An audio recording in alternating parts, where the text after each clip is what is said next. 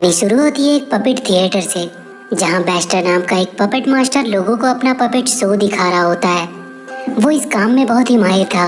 वो एक magical disc की मदद से उन पपेट्स में जान डाल देता था, जिसकी वजह से लोगों को उनका परफॉर्मेंस बहुत पसंद आता था। पर बैस्टर के और अच्छा बनने की जिद ने उसमें घमंड और लालच पैदा किया। वो अब शहर के सारे लोगों को भी उस डिस्क की मदद से पपेट बना देना चाहता था, ताकि वो सबको अपनी मर्जी के हिसाब से कंट्रोल कर सके। उसके पास 3 पपेट्स थे, जिनके नाम थे ग्रम्पी, ब्रेनली और डिम्पिट। वो सारे पपेट्स बैस्टर को उस डिस्क से छेड़छाड़ करने से मना करते हैं, क्योंकि उन्हें नहीं पता कि उस डिस्क में चेंजेस करने से क्या होगा। पर बैस्टर उनकी एक नहीं सुनता है और वो उस डिस्क में कुछ चेंजेस करके उसे ऑन कर देता है। उस डिस्क के ऑन होते ही वहाँ लाइटनिंग होने लगती है और देखते ही देखते बैस्टर का हाथ अचानक से बड़ा हो जाता है, जो देखने में किसी लकड़ी का बना हुआ लग रहा था। वो अब बहुत ही बड़ा हो चुका था। वो हंसने लगता है।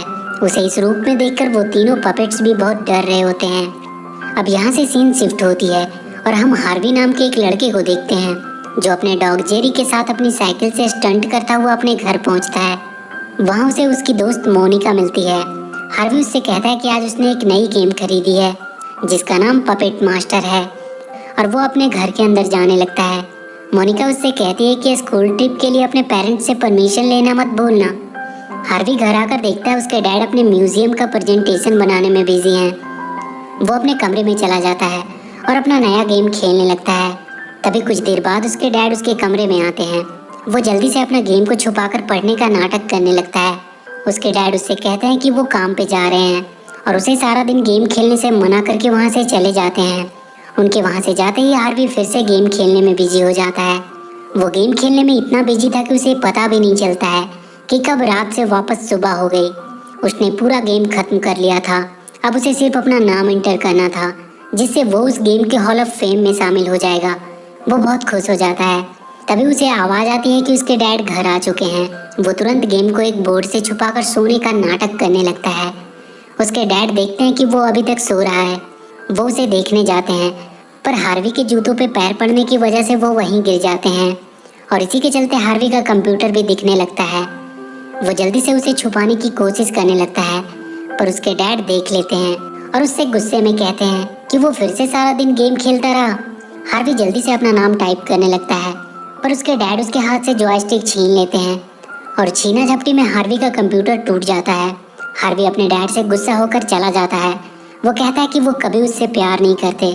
हार्वी अपने स्कूल के लिए निकल जाता है। वो घड़ी में देखता है कि वो बहुत लेट हो चुका है। वो अपनी स्पीड बढ़ा देता है। इधर मोनिका अपने टीचर को हार्वी का वेट करने को कह रही होती है, पर वो सब बिना हार्वी को लिए ही ट्रिप पे चले जाते हैं। हार्वी वहाँ देखता है कि उनके शहर का मेयर वहाँ के म्यूजियम तोड़वा रहा है। ये वही म्यूजियम था जिसे उसके डैड बचाने की कोशिश कर रहे थे। वहाँ 2 वर्कर अपने जेसीबी से उस म्यूजियम को तोड़ने के लिए बढ़ते हैं, पर जेरी उन्हें रोकने लगता है। हार्वी भी उन्हें रोकने के लिए वहाँ आ जाता है। वो एक पत्थर उठाकर उनकी तरफ फेंकता है, जो उस जेसीबी के इंजन में चली जाती है, जिसकी वजह से वो खराब हो जाता है और वो जेसीबी आउट ऑफ कंट्रोल हो जाता है। वहीं कुछ दूर पे मोनिका भी छुपकर ये देख रही थी। वो भी हार्वी के चलते अपने ट्रिप पे नहीं गई थी।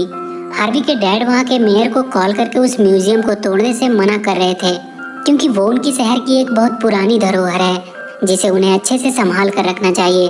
पर मेयर उसे बताता है कि अब तक तो वो म्यूजियम टूट भी चुका होगा। वो जल्दी से म्यूजियम की तरफ भागता है। इधर जेसीबी के आगे का हैमर गिरने की वजह से म्यूजियम के आगे बहुत बड़ा सा गड्ढा होने लगता है, जिसमें हार्वी और जेरी गिर जाते हैं। उसे बचाने के लिए मोनिका आती है और वो भी उसके अंदर गिर जाती है। हार्वी को वहाँ अंदर एक कमरा दिखाई देता है, जहाँ बहुत से डरावने दिखने वाले पपेट्स रखे हुए थे। हार्वी को वहाँ मोनिका भी मिलती है। तभी हार्वी को वहाँ दीवार पे एक डिस्क दिखाई देता है, जो उसे उसके जॉयस्टिक की तरह ही लगता है। वो उसे वहाँ से निकाल लेता है और उसे ऑन कर देता है। वहाँ फिर से वही लाइटनिंग होती है और वहाँ के नीचे से एक घूमती हुई सीढ़ी निकलती है, जो ऊपर की तरफ जाती है। वो तीनों उसके सहारे ऊपर आ जाते हैं। हार्वी के डैड भी भागते भागते म्यूजियम तक पहुँच चुके थे। वो देखते हैं कि म्यूजियम तो अभी भी सही सलामत है। हार्वी, मोनिका और जेरी ऊपर एक बहुत बड़े रूम में पहुँच चुके थे। वहाँ उन्हें बहुत से पपेट्स दिखाई देते हैं। तभी वहाँ उन्हें वही 3 बैस्टर के पपेट्स दिखाई देते हैं। डैम्पिट ब्रेनी से कहता है कि हार्वी के हाथ में वो मैजिकल डिस्क है, मतलब यही हमारा नया मास्टर है। वो हार्वी से पूछता है कि क्या वो उनका नया मास्टर है। हार्वी कहता है कि वो किसी का मास्टर नहीं है। तब ब्रेनी हार्वी को समझाता है कि उसके हाथ में जो डिस्क है उसी की मदद से पपेट मास्टर सारे पपेट्स को कंट्रोल करता है। हार्वी उसे गौर से देखने लगता है और कहता है कि क्या वो भी इन्हें कंट्रोल कर सकता है। ब्रेनी उससे कहता है कि तुम्हें ये साबित करना होगा कि तुम इस डिस्क की पावर को संभाल सकते हो, उसके बाद तुम एक पपेट मास्टर बन जाओगे और फिर तुम सारे पपेट्स को वापस से जिंदा करके इस थिएटर को पहले की तरह ही खूबसूरत बना सकते हो। मोनिका उनसे कहती है कि ये कोई थिएटर नहीं बल्कि म्यूजियम है जो कि कुछ दिनों में ही तोड़ दी जाएगी। वो तीनों वहाँ से जाने लगते हैं। तब वो तीनों पपेट उन्हें अपने पुराने मास्टर बेस्टर की कहानी एक प्ले के जरिए बताते हैं कि कैसे उनके मास्टर ने पावर के नशे में अंधे होकर अपने हार्ट को इस डिस्क में डाल दिया, पर उसके बाद उसे इस डिस्क के पावर ने हमेशा के लिए कैद कर लिया। डिम्पिट हार्वी से कहता है कि वो चाहते हैं कि वो उनका नया मास्टर बने और उनके ग्रेटेस्ट मास्टर के हॉल ऑफ फेम में शामिल हो जाएं। ये सुन के हार्वी को उसके गेम की याद आती है और वो उनकी मदद करने को तैयार हो जाता है। वो हार्वी को ये डिस्क वहाँ ऊपर सेंटर में रख देने को कहते हैं जिससे उनके बाकी के पपेट्स जिंदा हो जाएंगे। हार्वी डिस्क के पीछे एक बटन के बारे में पूछता है। ब्रेनी उससे वो बटन को हाथ लगाने से मना करता है क्योंकि इसी की वजह से उसके पुराने मास्टर ने सब कुछ बर्बाद कर दिया था। हार्वी उस डिस्क को फिर से घुमाता है और इस बार उसकी वजह से एक ड्रैगन पपेट वहाँ गिरता है जो अपने मुंह से आग भी निकाल सकता था और हार्वी उस डिस्क की मदद से उसे कंट्रोल कर सकता था। ब्रेनी हार्वी को वो डिस्क को उसके सही जगह पे रख देने को कहता है जो बिल्कुल उनके ऊपर था। तभी वहाँ हार्वी के डैड अंदर आ जाते हैं। सारे पपेट्स अपने आप को छुपाने लगते हैं। वो ड्रैगन भी वहीं बेजान पपेट की तरह ही लेट जाता है। हार्वी के डैड उसे वहाँ देखकर उस पर बहुत गुस्सा करते हैं। वो कहते हैं कि उसने उनके पूरे म्यूजियम को बर्बाद कर दिया। हार्वी अपने डैड को समझाने की कोशिश करने लगता है और उन्हें वो मैजिक डिस्क भी दिखाता है और उन्हें सब कुछ बताता है उस मैजिकल डिस्क के बारे में और उन्हें सब कुछ बताता है उन पपेट्स के बारे में। पर उसके डैड उसकी कोई भी बातों का भरोसा नहीं करते हैं। उन्हें लगता है कि हार्वी हमेशा की तरह बस बातें बना रहा है। हार्वी उस ड्रैगन को उठाकर उन्हें दिखाने की कोशिश करता है पर वो ड्रैगन बिना कोई हरकत किए वैसे ही पड़ा रहता है। हार्वी इस बात से बहुत गुस्सा हो जाता है। वो कहता है कि कभी भी उसके डैड उस पर भरोसा नहीं करते क्योंकि उन्हें सिर्फ अपने म्यूजियम से प्यार है। उसके डैड भी सोचने लगते हैं कि वो हार्वी पे कुछ ज्यादा ही गुस्सा कर गए और वो उस डिस्क को उसे वापस देने लगते हैं। तभी पीछे से ग्रम्पी उन्हें मारकर गिरा देता है और वो बाकी सभी पपेट्स डिस्क को गिरने से बचाते हैं। ब्रेनी वो डिस्क हार्वी को दे देता है और जल्दी से उसे ऊपर वहाँ लगा देने को कहता है। हार्वी उस ड्रैगन पे बैठ जाता है और ऊपर की तरफ जाने लगता है।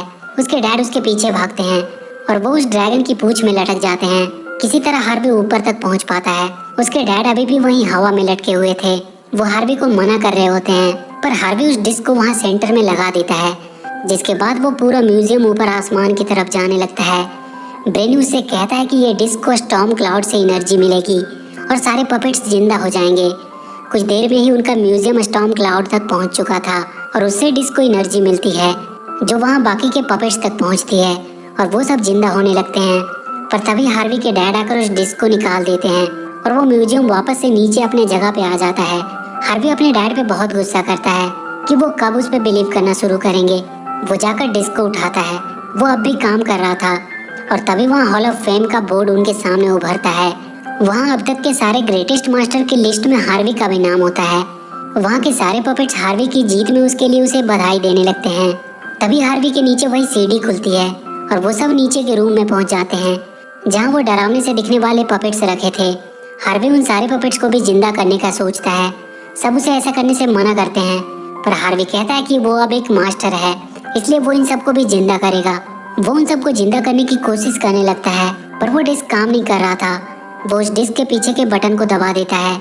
उसके ऐसा करते ही वहाँ नीचे से एक बॉक्स निकलता है जिसमें उन पपेट्स का पुराना मास्टर बेस्टर होता है। बेस्टर अपने पावर से वहाँ के पपेट्स को जिंदा करने लगता है जो सब उसके गुलाम थे। ग्रम्पी उसे ये सब बंद करने को कहता है पर वो उसे और ब्रेनी को भी अपना गुलाम बना लेता है। हार्वी अपने डिस्क की मदद से उसे रोकने की कोशिश करता है पर बेस्टर उसे वो डिस्क उसे दे देने को कहता है। पर हार्वी उससे कहता है कि वो उसे हराकर इन सबको उसकी गुलामी से आज़ाद करवा देगा। बेस्टर उस पर हमला कर देता है और उससे वो डिस्क छीनने की कोशिश करने लगता है। हार्वी को बचाने के लिए उसके डैड आगे आते हैं पर बेस्टर अपने पावर से उन्हें भी एक पपेट बना देता है और वहाँ के सारे पपेट्स हार्वी को पकड़ने के लिए उसकी तरफ जाते हैं। बेस्टर हार्वी के हाथ से वो डिस्क छीन लेता है। वो तीनों किसी तरह अपने आप को उन पपेट से बचाकर वहाँ के दरवाजे के थ्रू एक दूसरे रूम में आ जाते हैं। वो जगह उन्हें एक लैब की तरह लग रही थी। ये वही जगह थी जहाँ बेस्टर ने उस डिस्क में चेंजेस किए थे। मोनिका हार्वी से कहती है कि उन्हें बैस्टर से वो डिस्क हासिल करनी होगी, तभी उसके डैड और वो पपेट्स वापस आ सकते हैं। हार्वी को वहाँ बैस्टर की तस्वीर दिखाई देती है जिसमें उसकी हार्ट की जगह वो डिस्क लगी थी। वो अब वहाँ से बाहर निकलने की कोशिश करने लगते हैं। तभी जेरी उन्हें एक रास्ता दिखाता है। वहाँ एक लिफ्ट थी ऊपर जाने के लिए। वो उसके सहारे ऊपर जाने लगते हैं। बैस्टर बाहर आकर शहर के लोग और पूरे शहर को ही पपेट्स में बदलने लगता है। तब तक हार्वी और मोनिका भी ऊपर पहुंच चुके थे। हार्वी छुपता हुआ बैस्टर के नजदीक पहुंचता है और किसी तरह उससे वो डिस्क छीन लेता है और वो भागकर उस डिस्क को वापस से उसके जगह पे लगा देता है, जिससे उसके डैड और वो तीनों पपेट्स वापस से जिंदा हो जाते हैं। पर बैस्टर फिर से वो डिस्क हार्वी से छीन लेता है और उसे वहाँ ऊपर से नीचे फेंक देता है। पर उसके डैड उस ड्रैगन को लेकर आते हैं और उसे बचा लेते हैं। वो कहते हैं कि उसे किसी भी हाल में इस बैस्टर को हराना होगा, नहीं तो वो पूरे शहर को पपेट्स में बदल देगा। हार्वी उसे रोकने पहुंचता है। वो बैस्टर अपने बैट्स को उस पर हमला करने भेजता है, पर ड्रैगन की आग से वो सारे बैट्स खत्म हो जाते हैं। बैस्टर अब भी अपने पावर से उन पर हमला कर रहा होता है। हार्वी उसके हमलों से बचने की कोशिश कर रहा था। वो अपने डैड से उसका ध्यान भटकाने को कहता है और वो जाकर उससे वो डिस्क छीन लेगा। वो सब बैस्टर की तरफ बढ़ते हैं। उसके डैड वहाँ से जंप करके बैस्टर तक पहुँचते हैं और वो जल्दी से कूदकर उसके हाथ से वो डिस्क छीन लेता है। पर बैस्टर मोनिका को पकड़ लेता है और उसके बदले में उससे वो डिस्क वापस मांगता है। हार्वी सोचने लगता है कि इस डिस्क में ऐसा क्या है कि इसे लेने के लिए ये कुछ भी कर सकता है। तब उसे बैस्टर की तस्वीर याद आती है और वो जाकर उस डिस्क को उसके हार्ट के पास लगा देता है, जिसके तुरंत बाद उसके शरीर से ग्रीन कलर्स के गैस निकलने लगते हैं और वो अपने असली रूप में आ जाता है। बैस्टर हार्वी को उसके वापस से असली रूप में लाने के लिए थैंक्स बोलता है और वो गायब हो जाता है। सारे लोग जो पपेट्स बन चुके थे वो वापस से ठीक हो जाते हैं। उस डिस्क को म्यूजियम में रख दिया जाता है, जिसे देखने के लिए बहुत से लोग आने लगे थे और उस पपेट थिएटर को भी शहर के लोगों के लिए फिर से खोल दिया गया। और इसी के साथ ये मूवी यहीं खत्म हो जाती है।